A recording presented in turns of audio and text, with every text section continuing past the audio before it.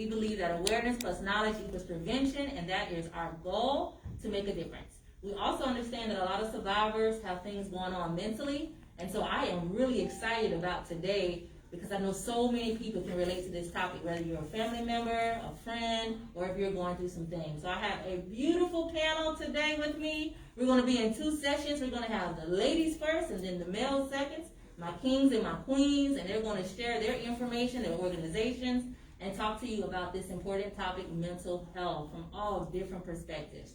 So we're going to start with Ms. Valerie Simons. Can you please introduce yourself and tell us about your organization? Grace and peace to my kings and queens that are here at the March Madness Mental Health Expo, and to all the viewing audience. My name is Valerie Simon. I am the Executive Director of Against All Odds, which is spelled ODDZ, Still I Rise. We are an organization that provides educational tools, services, and resources, mentoring support, and valued services to families within the community that are challenged with life adversities. Our specialties are domestic violence, mental health, injustice, social and human injustice, prison ministry, prison reentry, health and wellness, and much, much more. We are here to be an addition to the panelists and to let everyone know that we want to help eradicate and remove the stigma that is associated with mental health. I'm a domestic violence advocate and a mental health advocate and a peer support for mental health as well as sexual assault. Thank you for joining us today. Thank you. All right, next we have Kelly Darden-Posley. Please introduce yourself to the audience. Hi, my name is Kelly Darden-Posey, and I am the founder and owner of Inspired Inclusivity Consulting. I am an attorney licensed in North Carolina. So prior to starting this business, I got a chance to work with some amazing community members, mostly of marginalized communities in all different areas. And what I learned was they have inspirational stories to tell, but you don't always see that when you meet them. And as they bring their stories and their struggles and their journeys, it's important that we highlight those voices because people don't hear those every day.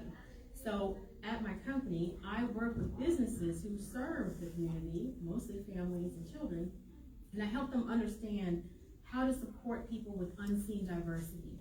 Yes, race is the first thing that you may see, but you may not see mental health conditions. You may not see neurodiversity. You may not know whether someone identifies as LGBTQ. So I educate those businesses, help them make their policies more inclusive, and make sure that they're serving not only the community, but also their employees. So as I'm planted in the community, I'm excited to spread the word about how important it is to be inclusive, especially of mental health. Thank you. Thank you for the work that you do. All right, next we have Morgan Reese. Hello everyone, my name is Morgan Reese. I'm actually a new author and a writer. Wrote a book about my life. I am a 4-time sexual assault survivor. I also belong to parents who had mental illness. My mother was schizophrenic and bipolar. Didn't meet my dad till I was 21 and found out he was schizophrenic as well. It actually runs in my family on my mother's father's side, so my grandfather's side, on the mental health side. The purpose of me writing my book was, my journey started a long time ago, and about 8 or 9 years ago, speaking to my ex-mother-in-law at the time, and she didn't realize the things that I was going through, and she said, I think you need to go see a therapist. And I was like, oh, I've done that before, been there before, no one's gonna listen. And so I ended up going, and after me speaking to my therapist, she the one convinced me to write a book. And she said the book will be my form of healing and my breakthrough. And so at first I was like, oh, okay, yeah, I'll do that. So I went home and started writing. This was 9 years ago. Kept picking up the book, putting it back down, picking it up, putting it back down. So here I am 9 years later, and my mother-in-law, actually my ex-mother-in-law, helped me with the title. She said, you went through a lot. You've been through a lot. No one ever knew that because of my life. I had my first child when I was 16. Actually, I had a child at 14. I lost that baby. So I have lived probably a lot of lives as an adult, as a child, up until I became, now I'm 47 years old. So my story is basically to motivate and inspire others that no matter what you go through and what you deal with in life, endurance is victory. I am a true testament to that. This smile, this personality, this bubbliness, people don't even know me until they read my book. Family members didn't even know me until they read my book. So my goal is to inspire others on the mental health side that no matter what you go through and you deal with, you don't continue to put yourself in the victim mode. You know, somewhere down that line, down that path, you have to become the winner. You have to become the survivor. You have to become victorious by any means necessary. Because in my mind, the devil thrives off of that. Negativity thrives off of that. And they use that as their way to keep you down.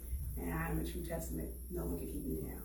The rocks and the boulders they use, I use that to build my chapter, to build my journey, and to take me on a path only God knows where it's going to go. I love it. Thank you. Next we have Lady Smith. Hello everyone, my name is Lady Smith and I am the founder as well as the executive director of Girls to Women Incorporated. So I too am a survivor of mental health. I suffered from depression and anxiety for about 17 long years, and once I kind of got a hold on it, I wanted to reach back in the community and assist many girls and women that are suffering in silence. I am also a new author. I just wrote this book, Together We Are One, and I kind of just used a lot of my coping mechanisms that I use to today, as well as positive affirmations to help many other ones. In my organization, we offer free counseling just as well as yourself. I like to help many women that's going through, because a lot of us, we don't say anything. We're ashamed of speaking out, and that's why I suffered so long, because I was afraid to talk up, because I was afraid that somebody was going to be, shaming me, and I didn't want nobody to know what I was going through. So I like to reach out to many women, many young girls, because mine actually started when I was a young girl, and we didn't notice it, because back in the days, you didn't know what depression or anxiety, any of those things were. So I like to reach back and assist those who are going through, to let them know that they're not alone. And with my book, Together We Definitely Are One, because if you don't know someone that's going through it, you may be going through it. Everybody has touched a piece of mental health in their life, whether it's a friend, whether it's someone they've seen on the street, whether it's a close family member. We all have came in contact with it. And the more of us come together to speak out about it, the more of us can put a big stomp in that stigma. So that's what we try to do at Girls to Women. We provide resources. I also have a support group that I have online. I also have a podcast called Mental Health Sit and Chat, where I allow different people to come on and share their story to help somebody that's suffering in silence. So I'm here to continue to scream, and I thank Joy Cook for this opportunity to come amongst these beautiful ladies to have an opportunity to help bring the awareness to mental health. All right, so we have a great panel, right? A great panel, a lot of different experiences. So I look forward to hearing their answers to my questions. So first, I want to know, what are some stereotypes from the perspective of a woman that you have heard about mental health?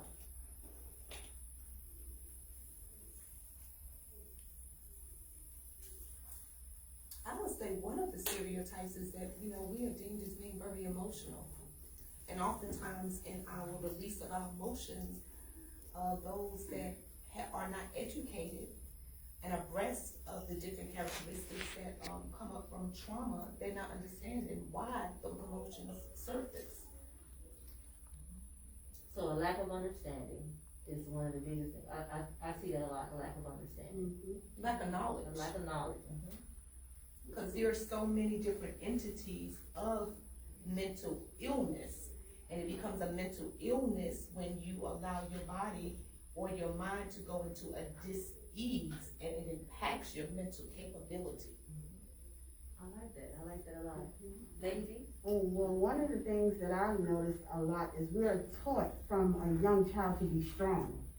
So a lot of times growing up, you were taught, listen, you don't have time to sit and worry about that. You have to be a strong young woman. I was raised by my grandmother, so she always told me, listen, you gotta have a strong back. So that's one of the major things. We're taught to stay strong, so we can't show, like she said, our emotions on the outside. So we're hiding. So the things that we're going through, we can't come out and say anything about it because we're afraid. Listen, I'm supposed to be strong. I'm not supposed to go through anything. So that's one of the main things that I noticed. We're supposed to be strong. We're the strong black woman, right? We're the strong woman, period. We're the strong woman. All right, Morgan? I know from my personal experience, you read about getting talked about, teased, I know from my mom personally, she had family members that did not understand her, and did not understand what was going on with her mind, because she didn't even understand what was going on with her mind. So instead of them trying to figure out and learn what was wrong with her, they chose to tease, or they chose to distant, or treat her differently than everyone else, because she was different, and yet she was different, like we were different. But that doesn't make that we're still not a part of family. That she still needed that help, and when she needed that help, instead of the family embracing her or trying to help her, they pushed her away. So when you tell someone that you're schizophrenic or you're bipolar, you have multiple disorders, people are thinking, what's wrong with them? Or what voice is talking to them? Or, well, why are they like that? So you're afraid that you're gonna get teased or talked about or ridiculed because you do have mental illness. So I know that personally from dealing with my mother and partially when I met my father. Thank you. And just along the lines of what everyone was saying, I think the stigma that's associated with it can be so overwhelming that it makes it difficult for people to talk about it at all. And as a woman, taking care of your family and your life in general, even if you do come forward with something, you're afraid that there's not going to be any help for you anyway.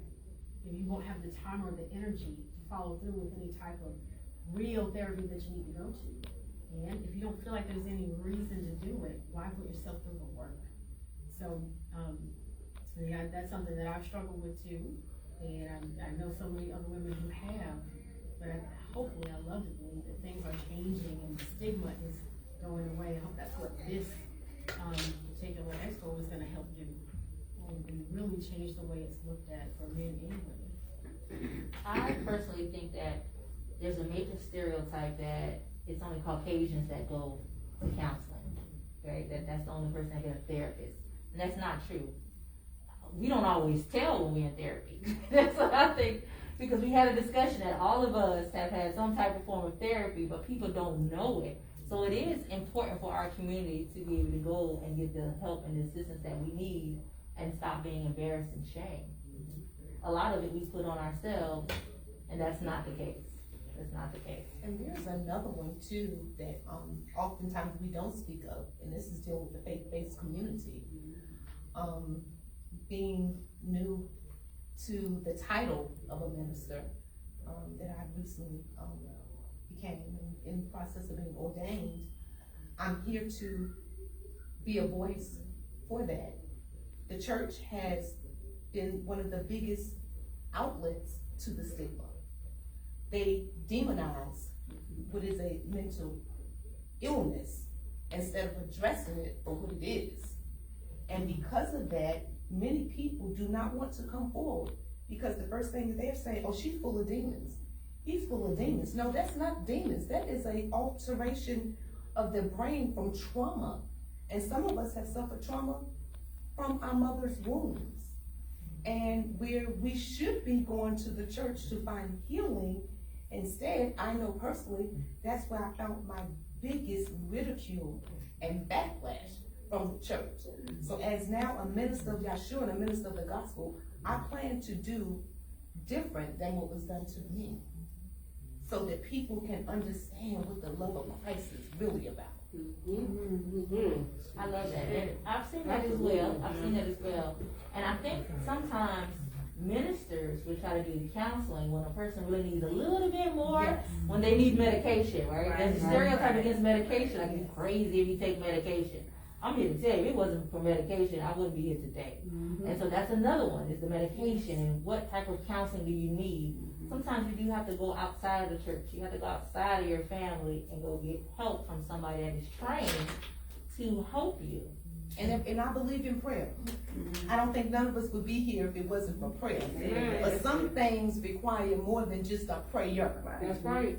Some things you have to pray and move in action and have actionable steps in addition to prayer. So just telling somebody, let's go and shut the church down and have prayer all Friday night, and then you expecting for them to be healed on Saturday? No, it's not that simple in some instances. I know personally, I was grown and raised up in church. I went to a whole bunch of different churches, and they came from the part of the prayer, we're gonna speak in tongues, we're gonna lay hands, and when you get up, you're gonna be fine. Like I can't hear in one of my ears. So for years I got oil and all the other stuff thrown on me. Well, my mother, because of her mental illness, she got prayed on all the time instead of saying, hey, well, what does she really need? She doesn't just need that. She needs medicine. If she doesn't have her medicine, she's not gonna focus, so she's not gonna be able to be the person that she needs to be productive in this life. There's so much prayer that you can do when a person actually really needs help. Because God is telling you that, I'm telling you to pray for them, but I'm also telling you to help them. And how can you help them? Because I'm gonna give you that word, I'm gonna give you that advice, that Bible. Scripture tells you need to pray for them, but you also need to move. So, You gotta do the work. Gotta work. Lady Smith? I also feel as though that the medication and the therapy goes hand in hand. You can't just do medication and think you're gonna be okay, and you can't just do therapy all the time and think that it's gonna be okay. If you need medication, you still need to seek the therapist and still be able to continue to speak with the therapist about what's going on to be able to get some help. Because medication is just another form of masking, if you ask me. It's just another way to cover up what's going on. You're going to sleep, you're just stopping your mind from speaking. I was on medication for many years and I just slept. That's all I did. But until I went to the therapist and began to start digging deep into what was really going on, getting to the root of what was going on, because that's the main thing. You have to find the root, whether it's going all the way back to your childhood, of things that happened that you saw happen and you just didn't touch. For me, it happened. It went all the way back to my mother's death. When I was 8 years old, I had to go all the way back and start digging into those different things one by one to see that myself was starting to get better. So it takes both. It's like your organization, First Cousins, medicine and therapy, they have to go together. You cannot do them one by one because it's not gonna work. That's exactly right. And I think people misunderstand that. There's not enough knowledge. So in the medical field, we have psychiatrists, and the psychiatrist is who gives you your medication, right? That's your psychiatrist. But you have therapists, you have your counselors, you have social workers, right? And we've also added coaches just to go through that life process as well, but they don't do the mental aspect, but they help you get your life back on track. So it's a whole community, a whole team that you can use from a mental health perspective. It's not just one, it's a team concept. We have mental health nurses, that's what they focus on. So it's a lot of people that are trained to be able to help you in a whole entire, like a circle, where they surround you to help you go through this together. And that's important. And if you are a minister, a church, I really do encourage you to bring out different organizations in your community to come out and speak to your members. That is important, to understand the services that are offered in your community that are beneficial to your people. And the church is the center point of the community. And people come to church when they're hurting, when they're struggling. So focus on that. I think that's really important. So thank you for bringing up about the church as a major stereotype. Because one of the goals, and I want to make sure that this is really understood, I feel, and I would love to see the day that every church, because during this COVID-19, we noticed a lot of church doors have closed, and I feel there's a message behind that. But every church should have a ministry for mental health or domestic violence. What is the church really for if we're not here to help, aid, and support those that are hurting, versus being a place for us to go and drop our donations and our tithes and offerings, so the ministers and the pastors can ride around in these elaborate vehicles and live with houses on the hill with 10 rooms, while the people in the community are suffering and hungry. It's time to put an end to that. And we can do that together. We can do it together. You better stop now. You better start preaching up here, but you are absolutely right. It's a community. We have to do it as a community and come together and do this. And we can. It's possible when we talk about it. We have to talk about it. Love is action. That's it. It's an action That's word. it. Don't tell me you love me if you can't put it in action. And you know, for our organizations, it's really hard to get into the church. That's one door that closes all the time. Well, we get ready to bust it down. Yeah. Sister. We are.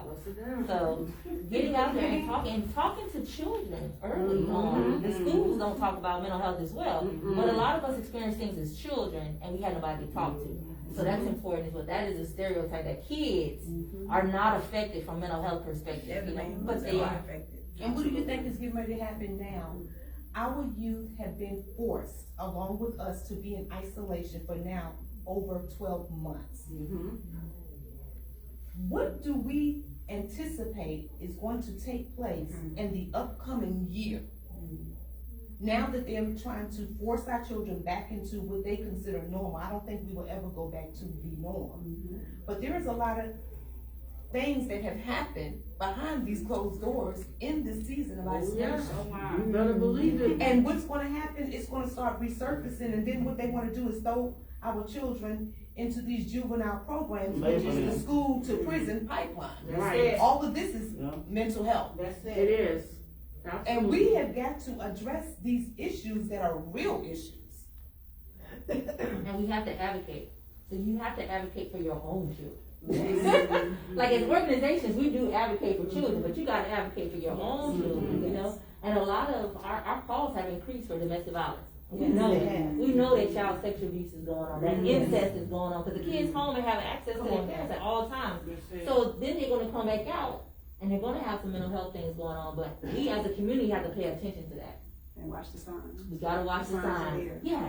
So my next question is, what are the signs, right, that someone is dealing with some type of mental illness, they have to address their mental health? What are some signs that you have seen? Isolation is number one. That's whether it's a child or an adult. If you see a child that's always been happy and playing, but all of a sudden they so want to be to themselves, or they don't want to interact with other children, that's isolation. Myself, I did not want to interact with my family, my friends, nobody. I stayed home all the time. I did not go to any family functions. I isolated myself. I just did not want to be bothered.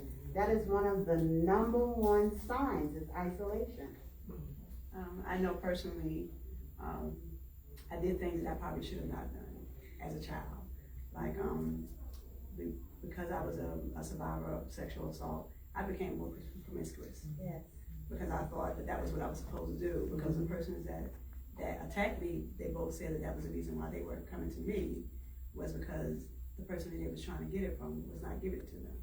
So when I was a child, when it happened and I got older, my goal was, well, I guess if I do it more, then I won't give them a reason to mess with my children. Because I said, well, since someone didn't protect me, I'll make sure I do what I need to do to protect mine. So when I had my kids, I made sure anybody I was with, can say that I didn't give you anything. I didn't satisfy you. And then I can say, at least you didn't touch my children.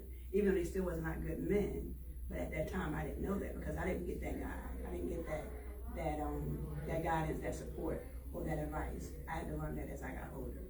So sometimes you victimize yourself even more, not knowing, because you're thinking, well, if I act this way, if I be this way, then this won't happen to me, and it won't happen to that person that I care about and I love. So sometimes people put themselves on the mental health side in more danger and more harm, and not knowing that they're doing that, thinking that they're trying to avoid that catastrophe that's going to happen regardless of, because you basically became your own victim all over again.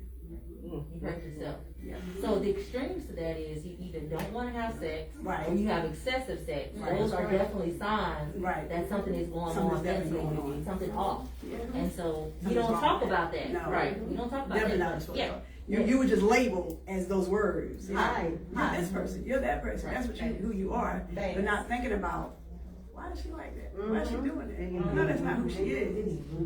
Nobody never did that. So unhealthy sexual relationships, and also addiction to porn. Mm-hmm. All of those fall in that category of something that's going on mentally when you get to a point of addiction. Right? In addition to food. I'm So sorry. we don't want to Excessive leave out, eating. yes, excessive eating, compulsive overeating, it's a sign. It's not necessarily, it's like, it might not be what you think it is, but it's a way of coping. And if it's dealing with sexual assault, it's a barrier. You're building up that barrier to protect yourself. If you were told that it's because you are looking a certain way, cover it up. You know, you need to cover that up. And that's another easy way. It's that addiction. And if it's what you know, it's what you do. And if it protects you, then you feel like it's working. It's that misinformation and that kind of self-soothing. Especially if you didn't have protection. Right. You're figuring out a way, well, how can I protect myself since no one showed me or told you how you're supposed to protect yourself? Like, no, this is not right. You're not supposed to be like this. And you find comfort in it. And you That's find what it is. comfort, They right. find And it's comfort in it. available.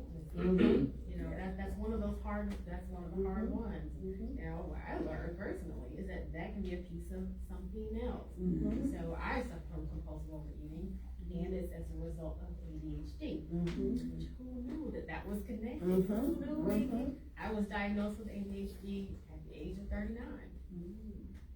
All my life, I had no idea that was a thing that, you know, I was a chronic overachiever, and everything felt difficult and hard, and you don't know why.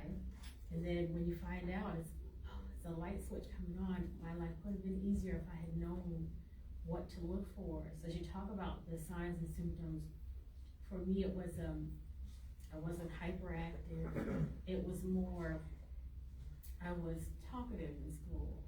And as little girls tend to be put in that box of, oh, she's so chatty, she's always talking, she's always doing this. Well, I wasn't being challenged. And if I wasn't being challenged, you are either exceptional because you're doing great, or you're exceptional because you're doing terribly. And you will get put in that box. And that governs how people are going to nurture you going forward. You get put in the box of you are talkative and chatty and bad. You get put in that box of being in special education courses, and no one expects anything of you, and you don't rise to that, and that behavior can continue. But when I tell you neurodiversity is a superpower, the more that you can harness that energy, and hyperfocus is a thing. If you have ADHD, hyperfocus is amazing. If you can figure out how to harness it, it can propel you to your passion. You can figure out what your passion is. But if you don't recognize that that's what's going on, you don't recognize why certain things are happening, you'll miss it. You'll miss that lesson. You'll be beating your head against the wall, hoping that things will change, and they will not. So you learning more about it, talking to people who, well, really, it's testimony. When you hear testimony from other people about what they've come through and what they learned, because it took me 3 or 4 times to hear it before I was like, is that me? You know? And when you hear it, when you identify with those certain pieces, it can open so many doors for you. It's just, you have to listen, you know, ask those questions. Another one is when you see individuals that are engaging in substance abuse, more than the average. They are numbing their pain. And that's becoming a major issue even now today with our young people. I now listen to my older sons, how they would tell me how they would take my little spirit alcohols and empty the bottles and replace them with water. Well, children are doing that. They did it back 15, 20 years ago. Don't be naive, parents, listeners. They're doing it today. The difference is now that our children, and even the Bible says that they're weaker and wiser. Now they're not just taking your alcohol, they're using prescription drugs, and they are becoming addicted to opiate disorders and abuse. And they are numbing pain. We as a people have got to address, as my queen sister here said, the root cause. And it's not just women. We have a lot of young men, kings, that were molested as young boys. And they were taught not to say anything. And they were taught, and we were taught that what goes on in this house stays in this house. Don't tell So nobody our many business. victims of domestic violence, they don't even come forward with their trauma because they are ashamed, because that's the way we were raised. So it's time to break the silence. It's time to eradicate that which we have lived with far too long. And how do we do that? Continue to have these type of discussions and continue to stand up for what we know is right, irregardless to whether you have supporters or not. We do have to stand up, and we have to have these conversations. That's important, the conversation. You need to be your biggest supporter. Yes, and you are your biggest champion. Advocate for your own life. Yes. I also will say that suicidal ideations, if you feel hopeless and you can't see a future, everything is just like, not going right, and no matter what you do, it's just going horrible, and you don't even want to get out of the bed. You just want to stay in the bed. You don't want to talk to nobody. That's a sign. When you're crying and you don't understand why you're crying, but you just wake up and you just sad today. That's a sign. You know, so there are a lot of signs that let us know that we might need to go talk to somebody. Right? We might need to get some help. Can we say that suicidal ideations are common but not normal? Because I hear so many people say, oh yeah, you know, I thought about self-harm, or I thought about suicide before. It is common. It's much more common than we like to believe. And people connect on that and feel like, well, yeah, if you felt that too and you're still here and you're good, it's okay. It's not okay. And when people express that to you, they're trusting you enough to say, this is something that I'm going through, help me. It's a silent Yes. cry for help. When you hear about it, that means somebody's asking for help. They may not have any idea how, they may not even be conscious of the fact that they're asking for help. But, and if that's touched your life, that's how I started with therapy, was my brother committed suicide. And he did all the outcry, he did all that, and some people can't be reached, some people don't want to be reached, but either way, I grew from that, I learned from that so much, and so if nothing else, we gained so much from him, but learning through that, it's not normal, but it's very common. What is your brother's name? His name is Wesley Durden Jr. All right, Wesley, this is just in honor of you, right? And for other people who are going through feeling suicidal, we honor you and your journey and hoping that we can prevent it from others doing the same thing. Because it's real. Suicidal ideations is real. Suicidal attempts are real. And we can't judge. We just have to help somebody through that journey. But it's important to say, do you have a plan? Yes. If somebody got a plan, you don't leave them. You stay with them and we help them, right? We get them to somewhere, to a medical facility, if they have a plan. Never leave somebody alone who is going through that, okay? Plans are important. But don't take it on yourself either. So that when I hear, so I've done a lot of corporate work too, and in bigger corporate offices, you hear this happens all the time. You hear people who are not doing so well at work, and they may also be expressing some suicidal ideations. As an employer, you need to protect your company. You know, you need to protect your company, but you also need to protect your people, because protecting your people means protecting your company. So as you hear that people have these issues and these concerns, helping them find resources instead of punishing whatever might be going on with their employment is so important. And it's hard because you as an employer don't want to take on that, and that's the type of thing that keeps you up at night.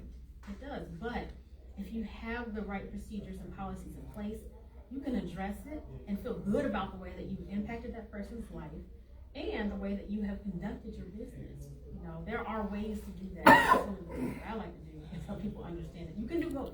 It doesn't have to be one or the other. Okay. It's important to step in and help, to do something about it. Lady Smith, I wanted to ask you personally, when someone is looking for a counselor or therapist, what are some questions or something that they could look for? Well, one of the questions that I actually looked for when I was looking for my therapist, who's been my therapist over 10 years, is how long you been in this profession? I don't want someone who just came out. I need them to be able to have that experience, because it's an individual journey. So it depends on what the person is going through. It depends on what they're diagnosed with to determine what type of therapist or what type of counselor that they're going to be able to use, because everybody can't help everybody.